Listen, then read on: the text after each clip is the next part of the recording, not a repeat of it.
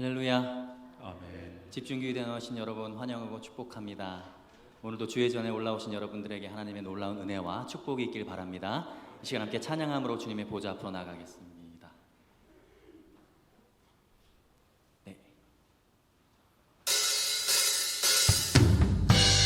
박수 치시면서 함께 주님을 찬양하겠습니다.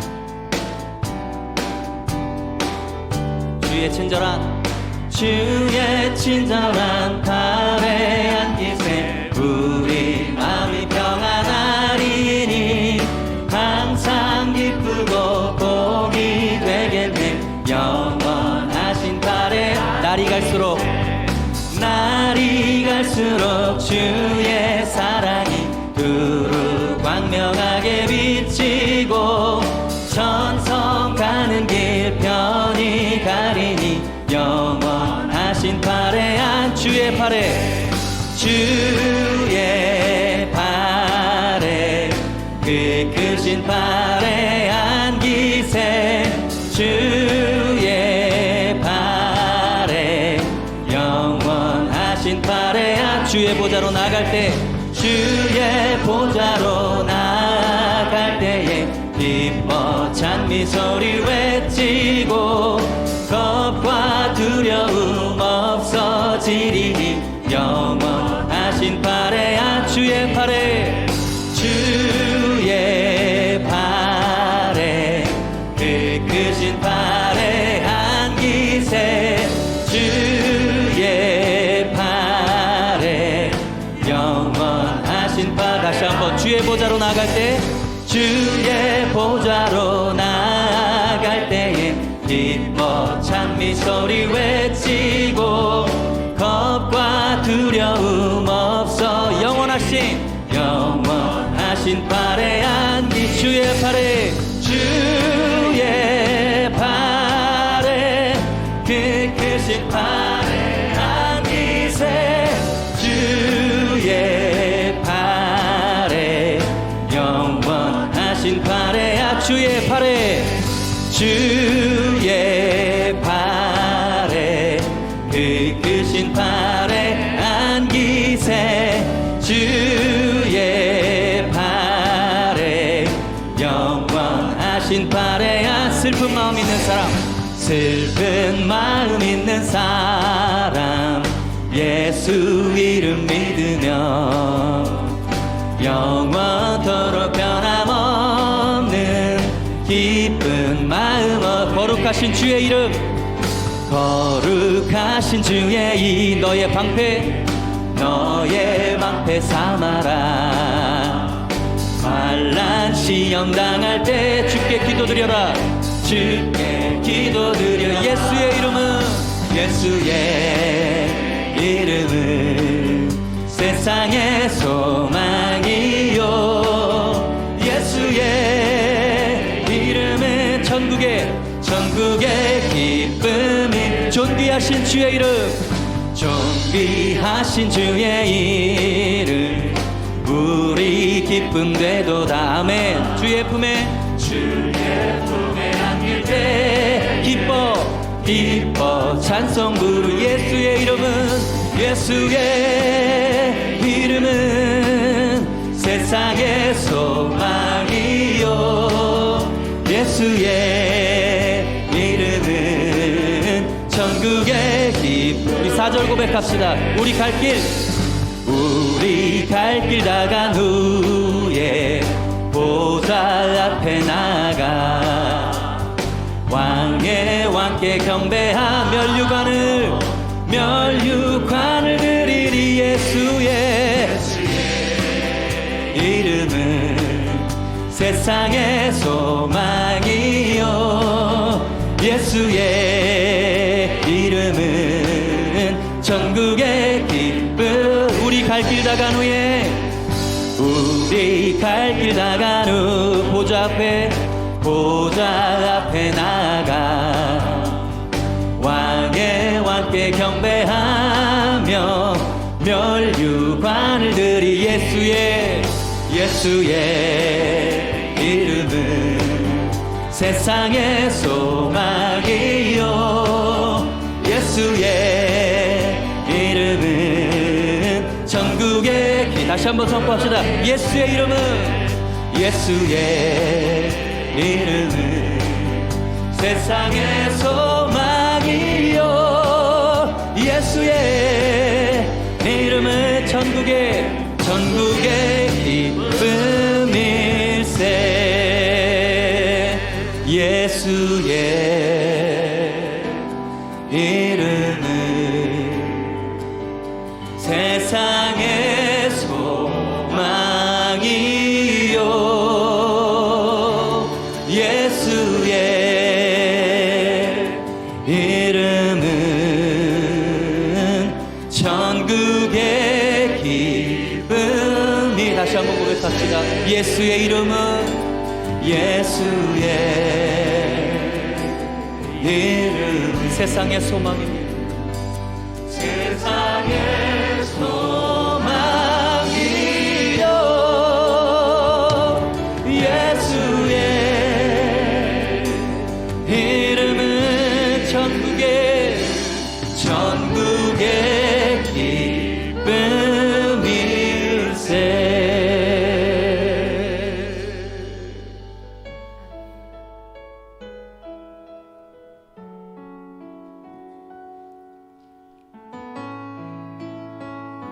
함께 고백할까요? 내가 누려왔던 모든 것들이, 내가 지나왔던 모든 시간이, 내가 걸어왔던 모든 순간이 당연한 것 아니라 은혜였소. 아침 해가 뜨고 저녁에 노을, 봄의 꽃향기와 가을의 열매, 변하는 계절의 모든 순간이 당연한 것 아니라 은혜였소. 모든 것이 은혜,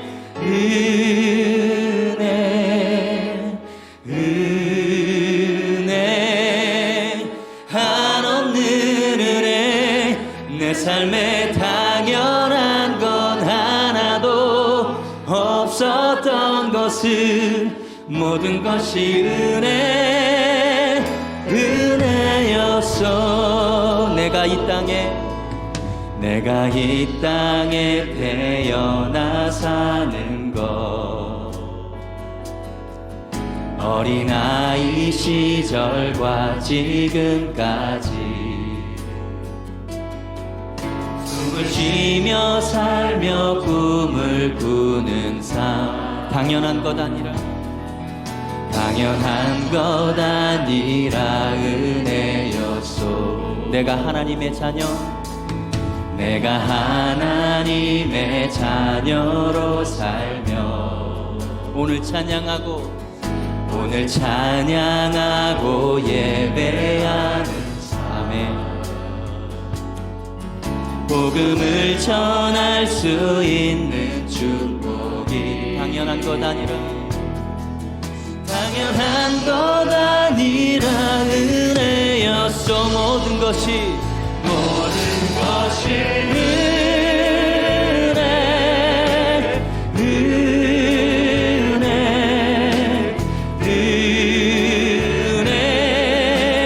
한없는 은혜. 내 삶에 당연한 건 하나도 없었던 것을 모든 것이 은혜였소.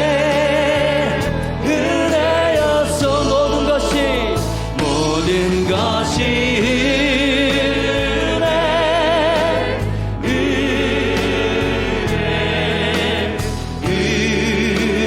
은혜, 한없는 은혜. 내 삶에 당연한 건 하나도 없었던 것을 모든 것이 은혜여. 다시 한번 선포합시다. 모든 것이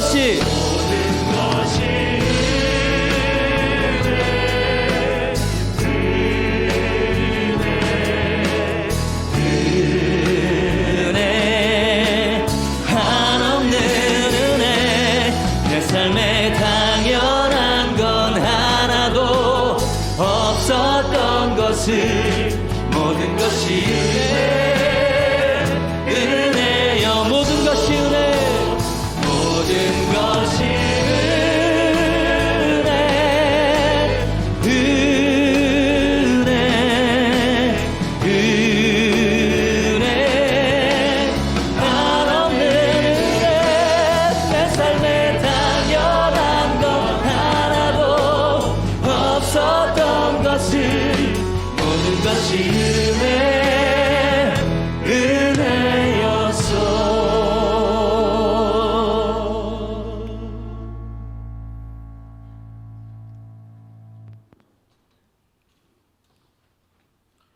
문혜원 장로님 기도 인도해 주시겠습니다.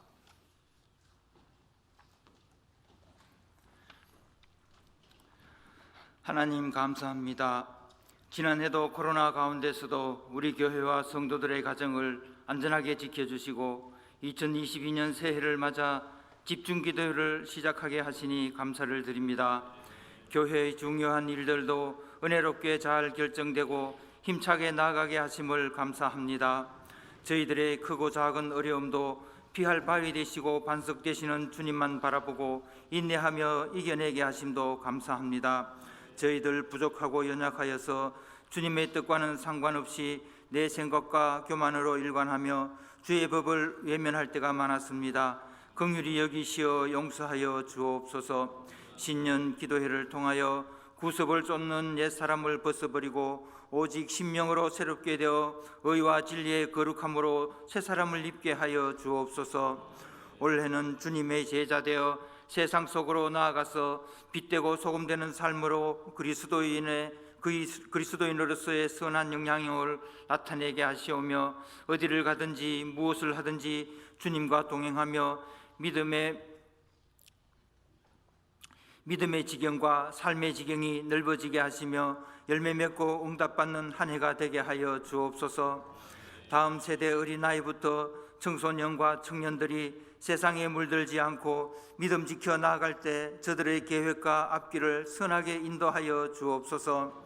각 동산들과 기관들이 주님의 건강한 지체들로서 주님 기뻐하는 교회를 만들어가는 데 사용되어지게 하시고 예수님을 중심으로 김한원 담임 목사님과 함께 온 교회가 하나 되어 건강한 교회로 세워가기에 부족함 없게 하여 주옵소서. 이 나라 이 민족을 긍휼히 여겨 주시옵시고 올해 있는 대통령 선거에도 주님이 간섭하여 주셔서 좋은 지도자가 선출되게 하시고 코로나도 속히 종식되게 하여 주옵소서. 1에서 7남성교회 임원들의 찬양을 기쁘게 받아주시고 저들의 삶이 찬양이 되게 하여 주옵소서. 이 시간 또 말씀 전하시는 담임 목사님 성령 충만하게 하시고 그 말씀으로 인하여 은혜 받고 하나님 나라의 백성으로 만들어지기에 부족함 없게 하여 주옵소서. 소망 되시는 예수님 이름으로 기도드립니다. 아멘.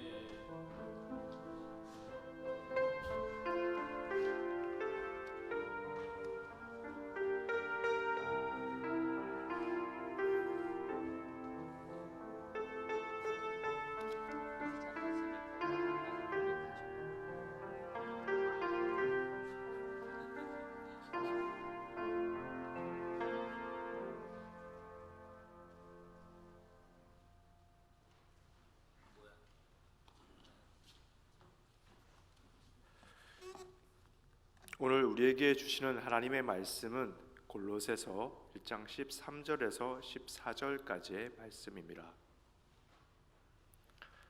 골로새서 1장 13절에서 14절까지의 말씀, 이제 하나님의 말씀을 받들어 봉독하겠습니다. 그가 우리를 흑암의 권세에서 건져내사 그의 사랑의 아들의 나라로 옮기셨으니 그 아들 안에서 우리가 속량 곧 죄 사함을 얻었도다.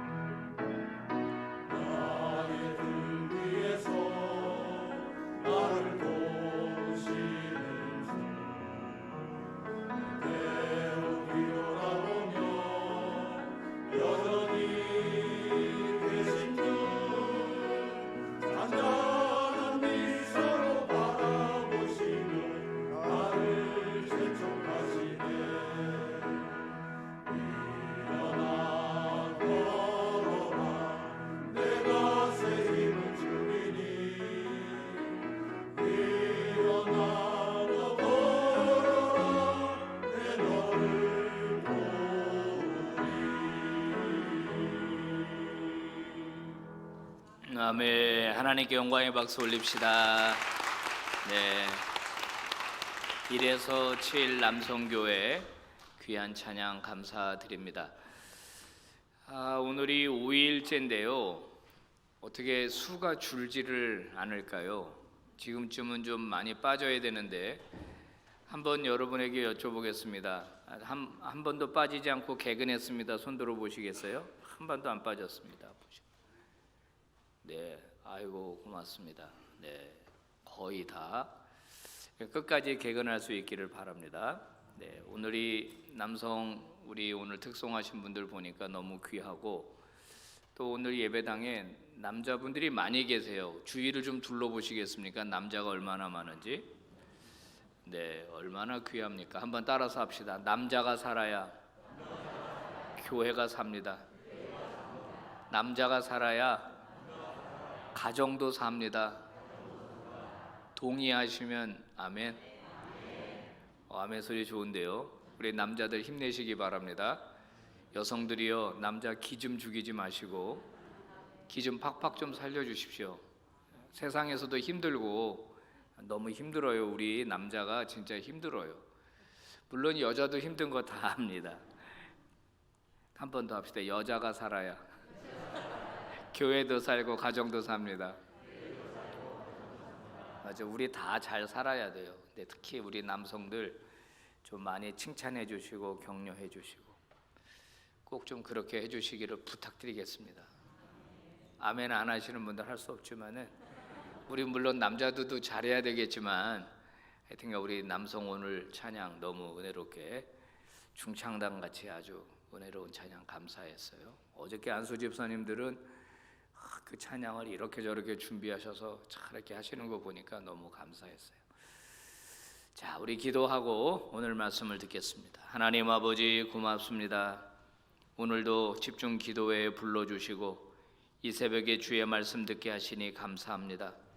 우리 빛과 소금 신앙 공동체가 전심으로 주를 향하여 나아오고 말씀 듣기를 좋아하고 들은 말씀을 가지고 삶을 바꾸고 생각을 바꾸고 내 가정을 바꾸고 세상을 바꾸는 주인공들이 되게 해 주옵소서. 특별히 자라나는 다음 세대 우리 어린 아들, 딸들, 청년들 기억하셔서 저들이 신앙의 대를 이어받는 주체로서 믿음을 계승할 것을 결단하고 하나님 앞에서 신앙적인 독립체로 든든하게 설 수 있도록 인도해 주시옵소서. 말씀 전하는 이 부족한 종을 붙드셔서 오직 예수 그리스도만 바라보게 하시고 하나님의 말씀 바르게 증거하는 종 되게 하여 주옵소서. 예수님 이름으로 기도 올리옵나이다. 아멘. 자, 하나님 나라 백성 만들기라는 제목으로 오늘 말씀을 증거하겠습니다. 우리는 그동안 복음이 무엇인가 또 하나님 나라가 무엇인가를 쭉 공부해 오고 있습니다. 여러분, 예수님께서 복음을 전해서 하나님 나라 복음을 전해서 이루시려고 하는 목적이 무엇인가요? 그것은 바로 그 나라에 들어오는 백성을 만들기 위함입니다. 하나님 나라를 선포해 놓고 그 하나님의 나라 안에 아무도 없으면 어떻게 되겠습니까? 그래서 그 나라 안에 들어오는 백성들을 만들려고 하는 것이 예수님의 목적이었습니다. 자, 하나님 나라에 들어왔다는 것은 하나님을 왕으로 인정한다는 뜻이고 그분의 통치를 기꺼이 받겠다는 뜻입니다. 그래야 그 나라 안으로 들어올 수 있으니까요. 그래서 그들에게 하나님은 장차 임할 그리고 지금 임하는 하나님의 놀라운 복을 주려고 하시는 겁니다. 하나님 나라에 들어와서 하나님이 다스리면 하나님이 다스리는 나라 백성들에게는 사랑과 공의와 평화와 샬롬이 임합니다. 그리고 그들에게 영원한 생명을 공급하시는 거예요. 그래서 우리 그리스도인들은 부활을 믿고 영생을 믿는 아주 독특한 신앙인들이 되는 겁니다. 자, 그럼 이것과 관련해서 우리가 중요하게 살펴봐야 될 게 하나 있어요. 그게 뭐냐면 예수님이 선포하신 하나님의 나라와 당시 예루살렘 성전과 무슨 관계가 있는가? 이것이 오늘 교회와 무슨 관계가 있는가? 굉장히 중요한 교훈이 여기에 담겨 있거든요. 자, 예루살렘 성전이라고 하는 것은 이스라엘 사람들에게 매우 중요한 것이었습니다. 하나님께서 출애굽한 이스라엘 백성들을 시내산으로 데려다 놓고서 그들과 아주 중요한 언약식을 행하게 됩니다. 이것을 시내산 계약 또는 시내산 언약이라고 불러요. 시내산 언약이 있기까지는 그냥 평범한 이스라엘이었습니다. 이 언약이 치러짐으로써 공적으로 이스라엘은 하나님의 백성이 되고 하나님은 그들의 하나님이 되신 거거든요. 평범한 남녀가 서로 사랑을 한다고 할지라도 결혼식을 하지 않으면 남자친구, 여자친구에 불과합니다. 그런데 서로가 서로에 대한 서약을 하고 결혼을 하고 부부가 되면 두 사람은 특별한 관계성 속으로 들어가게 되죠. 시내산의 언약식이 마치 그런 것과 같습니다.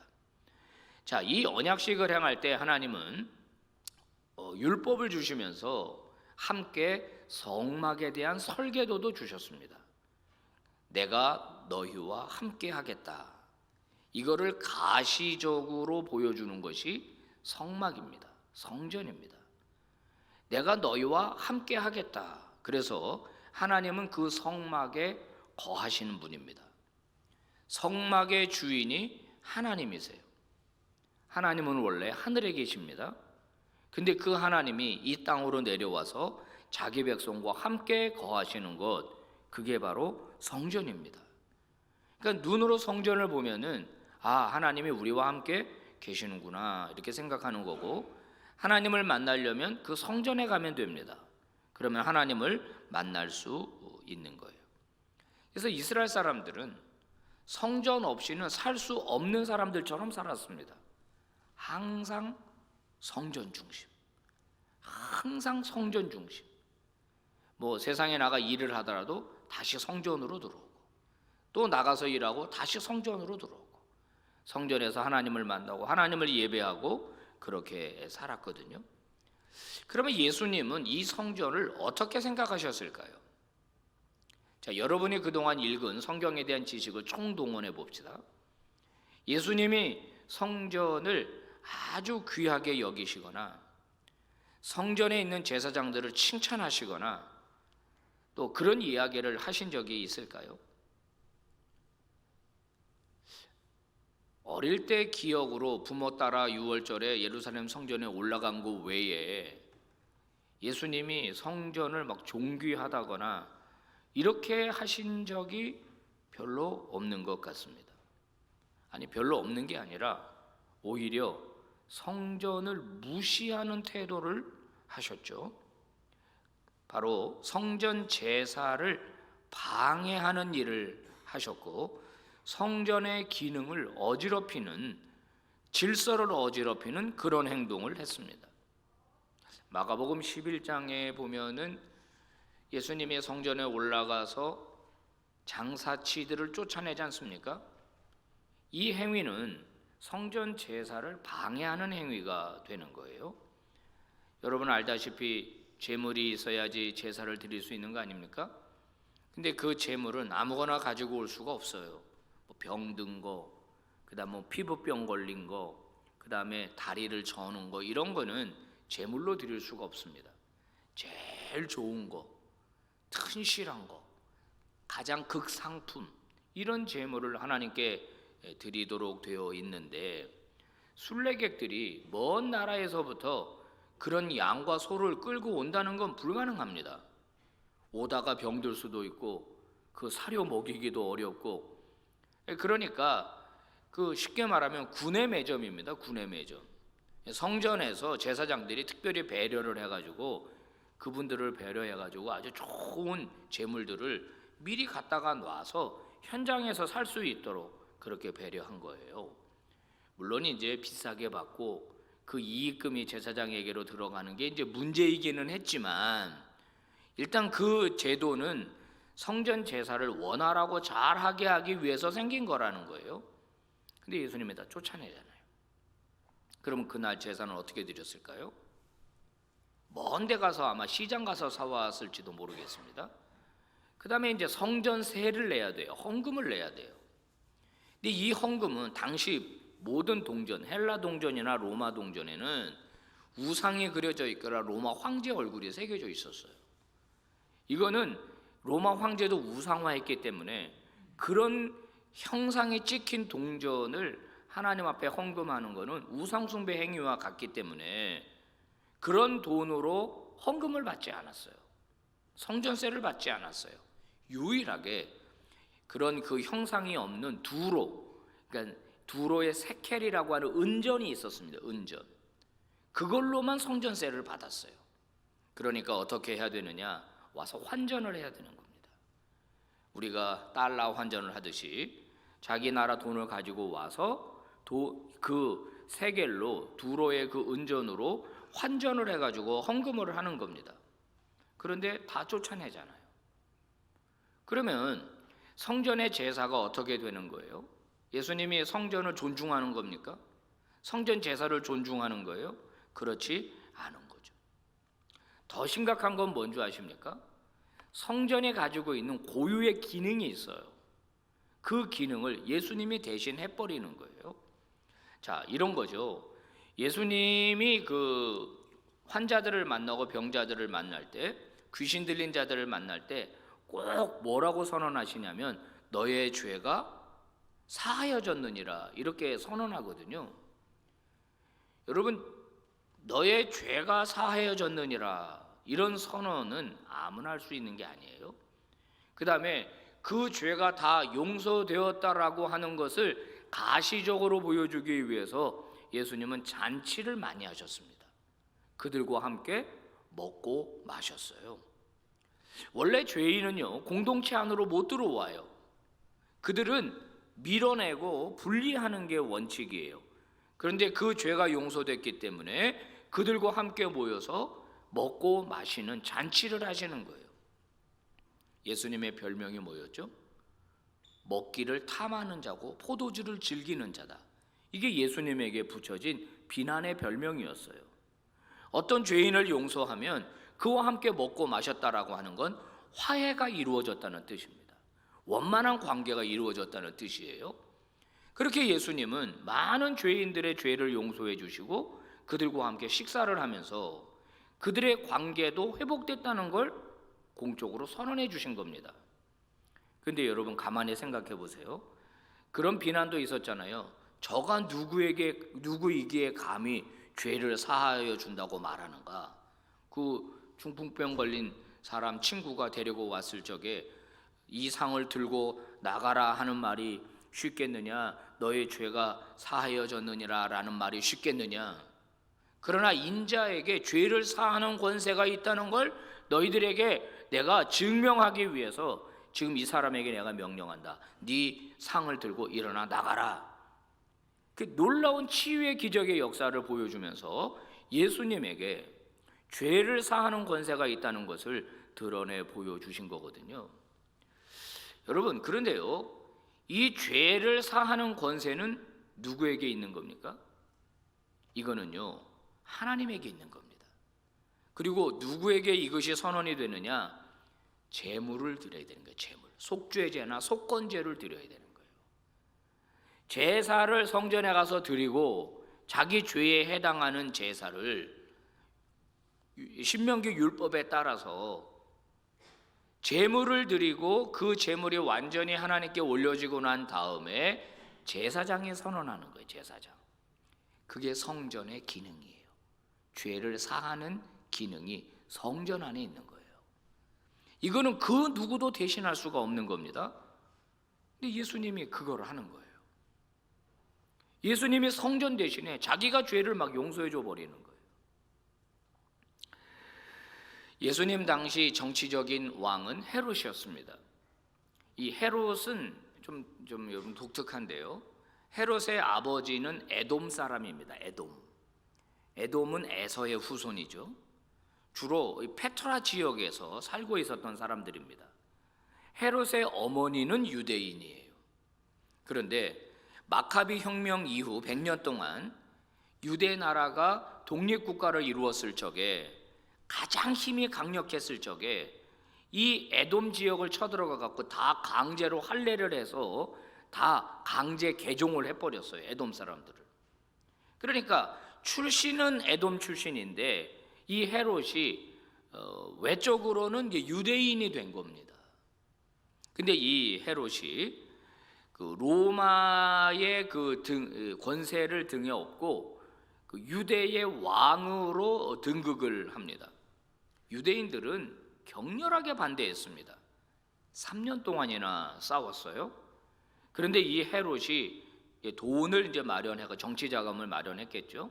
그래서 용병을 사가지고 그 전쟁에서 승리하고 로마 원로문으로부터 인준을 받고 이제 이 사람이 유대를 다스리는 왕으로 등극을 한 겁니다.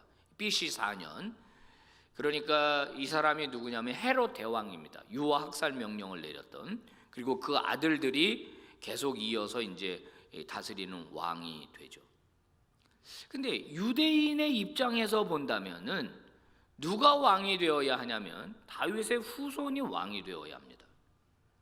그래서 그가 다윗 왕조를 재건하고 그리고 이스라엘을 회복해서 자기들에게 자유와 평화를 가져다 주어야 하는 겁니다.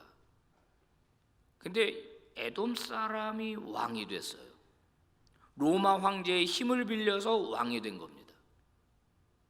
마태복음에서 예수님 탄생 기사를 다룰 적에 동방 박사들이 멋모르고 궁전에 가서 유대인으로 왕으로 나시니가 어디 계시냐라고 묻잖아요. 그때 헤롯이 굉장히 침착하게 다 포커 페이스를 하고서 나도 경배할 수 있도록 당신들이 좀 나한테 가르쳐 주시오. 그러면서 어떻게 합니까? 유아 학살 명령을 내려버리잖아요. 베들레헴 일대.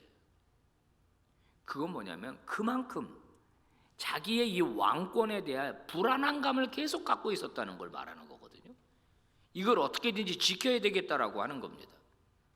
자, 제가 이 얘기를 왜 하느냐? 그래서 헤롯이 성전을 지은 겁니다. 헤롯 성전. 예수님 당시에 지은 성전은 헤롯 성전. 우리 이제 신학생들이 주로 목회자들이 제3성전 이렇게 이야기를 하는데요. 유대인들의 환심을 사고 싶은 겁니다. 본인은 에돔 사람이고 정치적으로는 로마 황제의 힘을 빌려서 공식적으로 왕은 됐고 그 나라를 다스려야 되겠는데 자기가 다스리는 대부분은 유대인이고 그러니까 얘네들의 환심을 얻으려면은 성전을 지어줘야 되겠다 생각을 한 겁니다. 자기의 정통성을 인정받으려고 한 것이죠. 저거는요 모형도입니다. 모형도. 지금 이제 헤롯 성전은 없죠. 가보시면 뭐만 남았느냐? 벽만 남았어요. 벽. 동쪽에 벽만 서쪽인가? 벽만 남았어요. 그 벽이 소위 유명한 통곡의 벽이라는 겁니다. 옛날 성전 지대의 한 벽만 지금 남아 있는 거예요. 이때 사용된 돌들이라든지 규모를 보면은 대충 그 당시 얼마나 컸는지를 알 수 있는데 실로 어마어마한 성전을 지었습니다.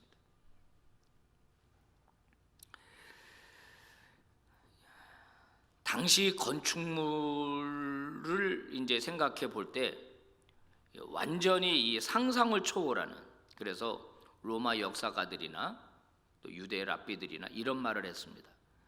헤롯이 지은 성전을 보기 전까지 자기 일생에 아름다운 건물을 봤다고 말하지 마라. 그 정도로 어마무지한 성전을 지은 겁니다. 그런데 예수님이 그 성전에 대해서 뭐라고 말씀하시느냐? 마가복음 13장 2절입니다. 시작. 예수께서 이르시되 내가 이 큰 건물들을 보느냐? 돌 하나도 돌 위에 남지 않고 다 무너뜨려지리라. 성전 파괴를 예언하는 거예요. 여러분, 예수님의 이 성전 파괴의 예언은요 나중에 현실이 됩니다. AD 66년 로마가 유대인들이 반란을 일으키거든요.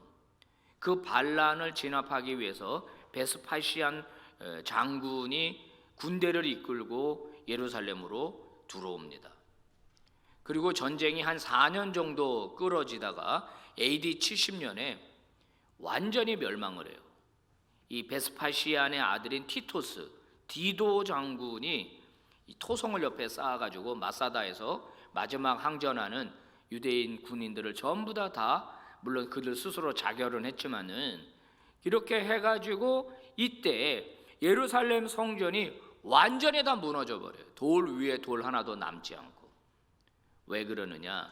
저 돌 완전히 이 벽에다가 금으로 입혔거든요. 그 금을 벗겨가려면은요 돌 하나하나를 다 뜯어내야 되니까 진짜 돌 위에 돌 하나도 남지 않고 완전히 예루살렘 성전이 무너져 버렸습니다. 자, 근데 이제 예수님이 이렇게 무너질 거다 예언하고 난 다음에 그 다음에 하는 말이 뭐냐면 자기가 성전을 다시 세우겠다 이런 이야기를 하는 겁니다. 여러분 황당한 얘기죠. 헤롯이 이렇게 오랫동안 지금 성전을 짓고 있는데 당신이 3일 만에 성전을 짓겠다. 마가복음 14장에서 예수님이 산헤드린 공회에 가서 재판을 받을 때 그들이 예수님을 공소한 내용입니다. 한번 봉독해 봅니다. 시작. 우리가 그의 말을 들으니 손으로 지은 이 성전을 내가 헐고 손으로 짓지 아니한 다른 성전을 사흘 동안에 지으리라 하더라. 예수님을 고발하는 내용입니다. 너 성전 무너진다고 했다며, 그리고 3일 만에 다시 짓는다고 했다며, 이게 뭐냐면 이제 성전 모독죄입니다. 성전을 모독한 것은 성전 안에 누가 계셔요? 하나님이 계시니까 하나님을 모독한 거예요. 이거는 유대인들이 짓는 죄 중에 가장 극혐하는 죄입니다. 하나님이 계신 성전을 네가 감히 모독해? 이거 다 무너진다고? 이렇게 공소할 때, 고소를 할 때 예수님은 긍정도 부정도 하지 않아요. 부정하지 않았다는 것은 그렇다라고 하는 것을 인정한 꼴이 되는 거죠. 또 그 얘기를 듣고 대제사장이 이렇게 말하죠. 네가 찬송받을 이의 아들 그리스도냐라고 물어요. 그때 예수님이 14장 62절에서 이렇게 대답합니다. 한 번 더 봉독합니다. 시작. 내가 그니라 인자가 권능자의 우편에 앉은 것과 하늘 구름을 타고 오는 것을 너희가 보리라. 아멘. 저 짧은 한 절 안에 여러분 어마어마한 내용이 담겨 있어요. 인자라고 하는 단어는 다니엘서 7장에 나오는 인자와 동일한 말입니다. 그때 그 인자는 누구냐면 하늘 보좌 우편에 계신 분이에요. 그분이 구름을 타고 오시는 분입니다. 저 권능자의 우편이라고 말하는 건 시편 110편이 가지고 있는 전통 중에 하늘에 보좌가 있고 그 보좌에 메시아가 있다라고 하는 유대인의 그 지식들, 이것들을 지금 반영하는 이야기입니다. 그러니까 종합해 보면은 무슨 말이냐면은 예수님은 사무엘하 7장에서 나단이 예언한 다윗 왕조의 후손 중에 어떤 아들을 하나님이 자기 아들로 삼아서 자기의 영원한 나라를 세울 거라고 생각했던 그때 그 예언했던 메시아가 나다. 시편 110편에 보좌 우편에 앉으신 분이라고 하는 그분이 바로 나다. 다니엘서 7장에 말하고 있는 그 메시아, 하나님의 아들, 인자, Son of Man, 사람의 아들 모양을 하고 계신 그분이 바로 나다라고 하는 것을 예수님이 선언하시는 겁니다. 그런데 너희들이 원하는 정치적 메시아가 아니다.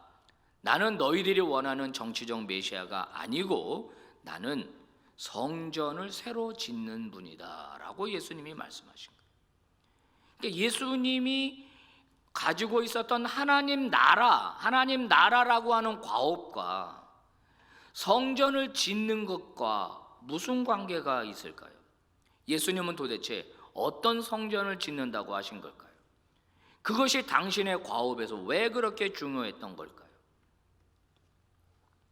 사실 예수님이 이 이후에 따로 무슨 건물을 지었다는 얘기가 없죠.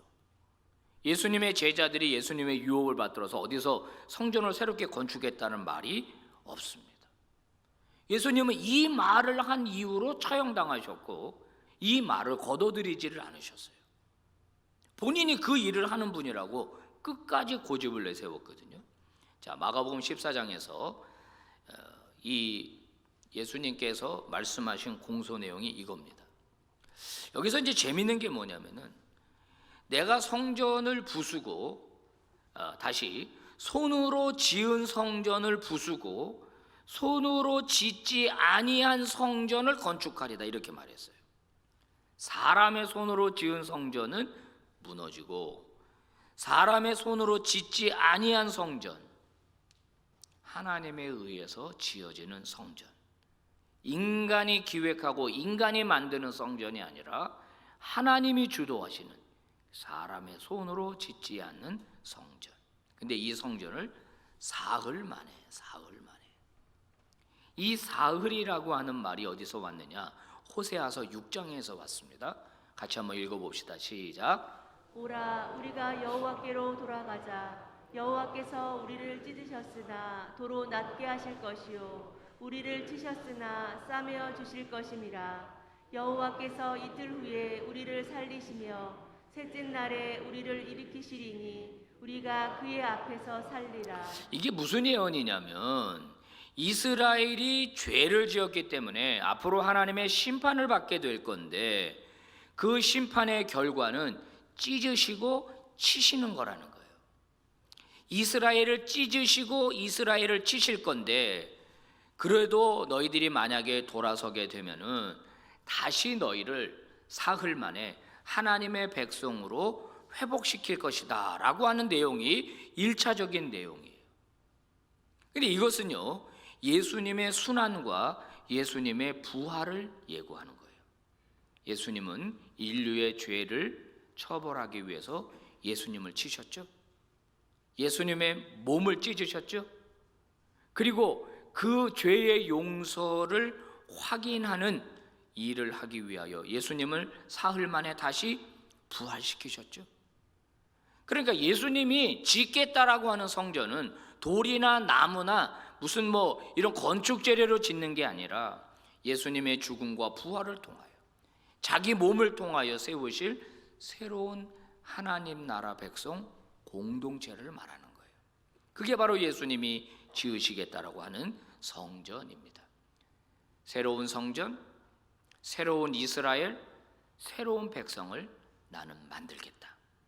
바로 그것은 누구냐? 바로 교회다라고 하는 것을 예수님이 말씀하고 계신 겁니다. 여러분, 교회는 어떤 곳입니까? 여러분 지금 교회 다니는 교회 성도, 우리 빛과 소금의 성도인데 이 교회는 어떤 곳입니까? 여러 가지로 말씀하실 수 있을 거예요. 이 교회는 바로 예수님이 말씀하셨던 손으로 짓지 아니한 하나님 나라 백성들의 모임이 바로 교회입니다. 건물이 교회가 아니에요. 건물이 교회가 아니라 하나님이 새롭게 그의 보배 피로 만든 하나님 나라 백성들이 모이는 모임, 그 공동체, 그게 바로 교회입니다. 자, 예를 들어서 우리 교회가 이 건물을 부수고 다시 성전을 짓는다. 이건 예입니다. 또 여러분 속으로 저 목사 또 교회 짓는 거 아니야 이러지 마시고, 이건 예를 드는 거예요. 그래서 우리가 이 건물에서 예배를 못 드리고 이 앞에 학교 강당을 빌려가지고 가서 예배를 드린다고 한번 가정해 봅시다. 그러면 이 건물이 없어졌기 때문에 빛과 소금 교회는 없어진 겁니까? 아니죠. 빛과 소금 교회는 공동체가 존재하잖아요. 그 공동체가 가서 예배 드리는 곳이 교회가 되는 거예요. 거기 학교 강당이면 거기가 교회가 되는 거고, 우리가 야외 가서 예배 드리면 거기가 교회가 되는 거고, 우리가 무슨 농협 강당을 빌리면 거기가 교회가 되는 거예요. 건물이 교회가 아니라 예수 그리스도를 구주로 고백하고 하나님 나라 새로운 백성이 된, 손으로 짓지 아니한 성전 안에 들어온 하나님의 백성들이 모인 곳이 바로 교회고, 교회는 그런 하나님 나라 백성들을 만들어내는 것, 그게 바로 교회입니다. 골로새서 1장 13절 오늘 말씀이죠. 한번 봉독해 봅니다. 시작. 아버지께서 우리를 암흑의 권세에서 건져내셔서 자기의 사랑하는 아들의 나라로 옮기셨습니다. 네, 세 번역인데요. 아들의 나라로 옮기셨다. 흑암에서 건져낸 사람들을 그 바로 옮기신 하나님의 나라가 어디냐? 바로 교회에다가 옮겨두시는 거예요. 세상 속에 있던 사람들을 구원하서 해서 그들을 아들의 나라인 교회로 그들을 옮겨두는 거죠. 이러면 교회가 얼마나 중요합니까? 이 교회가 얼마나 중요합니까? 예수님께서는 베드로의 신앙 고백을 들으시고 바요나 시몬아 내가 복이 있구나. 이것을 알게 해준 게 너희 혈육이 아니라 하늘에 계신 아버지로구나. 이 반석 위에 내가 교회를 세우리니 음부의 권세가 이기지 못하리라. 여러분, 교회가 이렇게 중요한 곳입니다. 여러분, 교회에 대한 새로운 인식을 갖게 되기를 바랍니다. 예수님께서 성전을 허무시고 다시 짓겠다고 하는 새 성전이 바로 성도들의 모임인 우리 교회입니다. 건물에 집착하기보다는 성도끼리의 모임에 집착하시고, 그리고 이 모임을 통하여 더 많은 사람들이 그의 아들의 나라 안으로 들어올 수 있도록 여러분 건강한 교회, 바른 교회를 세워가는 믿음의 종들이 되시기를 주의 이름으로 축복합니다. 기도하겠습니다. 하나님 아버지, 고맙고 감사합니다. 오늘도 집중 기도회를 통하여 영광 받아 주시고 저희들에게 귀한 말씀으로 도전해 주시니 감사를 드립니다. 온 공동체가 깨어서 새벽을 깨우며 드리는 이 집중 기도회를 통하여 저희들에게 한량없는 은혜를 베풀어 주시옵소서. 저희들의 기도 제목도 들으시고 선하게 응답하여 주시며 특별히 선포되는 말씀 가슴에 잘 새기게 하시고 건강한 믿음, 바른 믿음 소유하는 주의 백성들이 되게 해 주시옵소서. 많은 봉사자들 기억하시고 저들의 봉사가 헛되지 않게 하여 주시옵소서. 우리 빛과 소금 교회가 하나님이 기뻐하시는 교회가 되기를 원합니다. 예수님이 그토록 세우고 싶어 하셨던 새로운 하나님 나라 백성으로 가득 찬 신앙 공동체, 진짜 예수 공동체 되게 하여 주시옵소서. 오늘도 귀한 예물 드린 손길들 여기 있습니다. 이 예물 기쁘게 받으시고 예물 드린 저들의 마음 소원 기억하시고 주께서 충분히 갚아 주시옵소서. 예수님 이름으로 기도 올리옵나이다. 아멘. 예배를 마쳤습니다. 여러분 자유롭게 계속적으로 기도하시다가 개인적으로 기도 마무리하시고 돌아가시기 바랍니다. 감사합니다.